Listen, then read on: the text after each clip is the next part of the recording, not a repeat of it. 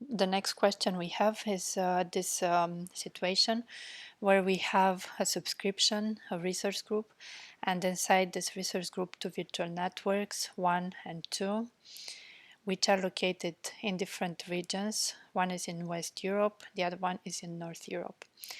And we also have virtual machine 1, which is in West Europe. So as you are already used to, I prefer to simplify as much as I can the names for this series, because this is not the most important part, but keep in mind that this can be misleading during the exam day, because they might come up with different names, different similar names.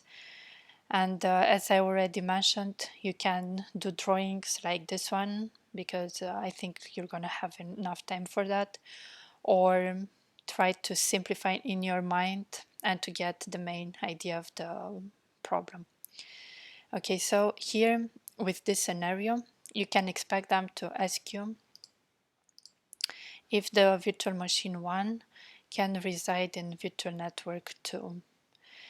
And they come with a solution. Okay, we're gonna attach the network interface 1 to the virtual machine. Don't fall into this trap, because this is not possible. And the reason is that the virtual machine and the virtual network are not in the same region. One is in West Europe, the other one is in North Europe, and attaching a network interface will not gonna solve the problem. Let's talk a bit now about the DNS server. And for that I chose the same subscription, same resource group. And for virtual networks, each of them has a subnet with a virtual machine inside each of them. So we have 4 virtual machines. And we also have a DNS server which is installed on virtual machine 1.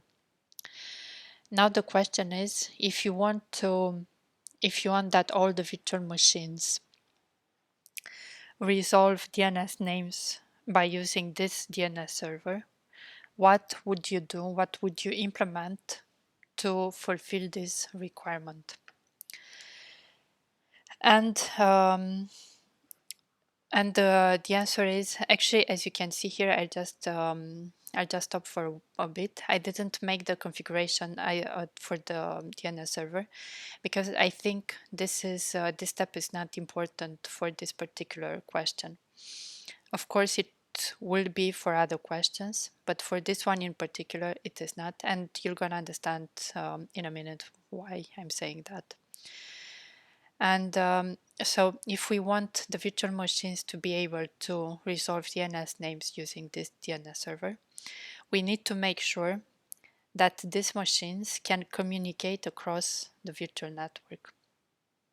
And so for that, you need to configure network peering between all the virtual networks.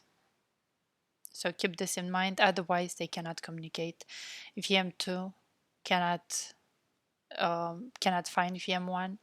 Same for virtual machine 3 cannot find virtual machine 2 or 4.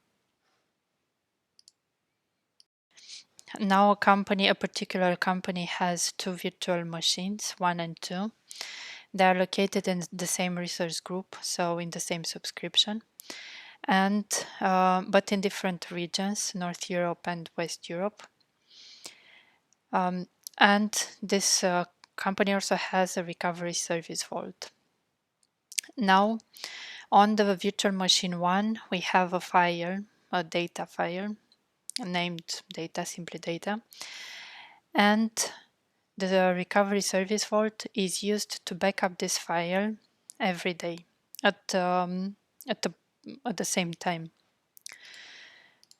The question is what you'll need to do in order to restore this file on the virtual machine 2. And the answer, this is something you have to remember. You'll need on virtual machine 2, you'll need to have installed Azure Recovery Services agent. And in this way, you'll be able to restore your data backup file.